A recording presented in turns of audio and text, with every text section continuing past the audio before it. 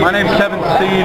Subscribe to Heel Steven on YouTube.com, or I'll come to your house and ruin your life. Alright, this will be my WWE Battleground 2014 review. Overall, this pay-per-view, in my opinion, alright, it wasn't a good pay-per-view. At the same time, it wasn't a bad one either. To me, it was more in the middle.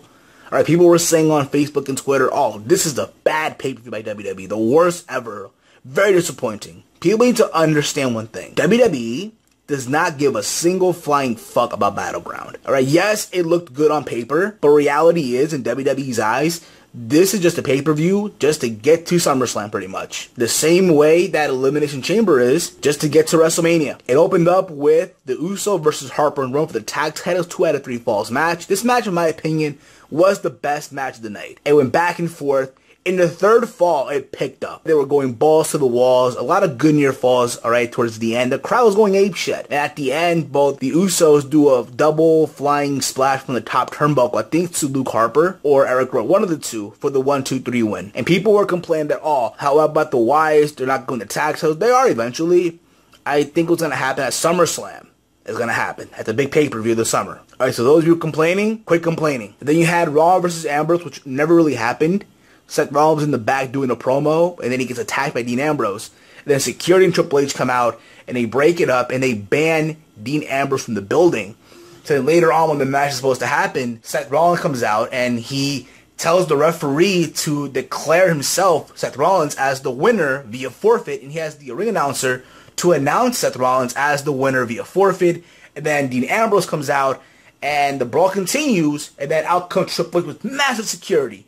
And they're breaking it up, and they're going at it again in the ring, outside the ring. The crowd's going apeshit. And then at the end, when it was all said and done, you see Seth Rollins leaving the arena. Dean Ambrose and Seth Rollins brawl at it again in the parking lot, and then obviously Seth Rollins escapes. I'll say this right now. To me, in my opinion, this has to be the best feud happening right now in WWE. I'm sure people were expecting a cash-in by Seth Rollins, which didn't happen. And if it did, and have him cash in successfully, then SummerSlam have Rollins versus Ambrose for the title. I think it would have worked. At the same time, you would have had, John Cena versus Brock Lesnar. You would have had, at the same time, Triple H versus, Roman Reigns, or Roman Reigns versus Randy Orton. But nonetheless, it would have worked. You would have had a good card. At the end of the day, things happen. And again, to me, Rollins and Ambrose is the best feud going right now in WWE. And obviously, they're going to have a match at SummerSlam. Then you had AJ Lee versus Paige for the Divas title. It would not be an AJ Lee match without a CM Punk chant from the crowd. And this match, it didn't go long, went back and forth. At the end, AJ Lee got the win. And this feud is obviously going to continue also. Alright, I hope it does. And then you had Rusev versus Swagger. This match went kind of long for me, but at the same time, I didn't mind it. Alright, what I didn't like about this match was the fact that you have Rusev win via countout. To me, a count-out win is a no-no on a pay-per-view. I don't mind it being on a Raw or a SmackDown, but you don't have a count-out win on a pay-per-view, in my opinion. And obviously, to me, this is going to continue on. I can see it happening either tomorrow on Raw in a rematch, because obviously WWE love doing rematches on Raw, whether it be from SmackDown or pay-per-views. Or if not at SummerSlam, let it be a gimmick match like a flag match. And then you had Chris Jericho versus Bray Wyatt. This match, to me, it was an okay match. It didn't go long. Well, it kind of did a little bit. It went back and forth. The crowd was into it too. And people are complaining that Jericho won. People need to understand one thing, alright? Again, this feud is going to continue. Most likely into SummerSlam, then maybe also Night of Champions. So most likely Bray Wyatt is going to win these next 2 pay-per-view matches. So people quit complaining. At the end of the day, it was an okay match. But then you had the Intercontinental title Battle Royal. This was an okay Battle Royal for me, alright? I liked the sequences between Kofi Kingston and Cesaro, alright? I didn't agree with Heath Slater eliminating Cesaro, because here's Cesaro, right? A guy who won the Andre the Giant Memorial Battle Royal.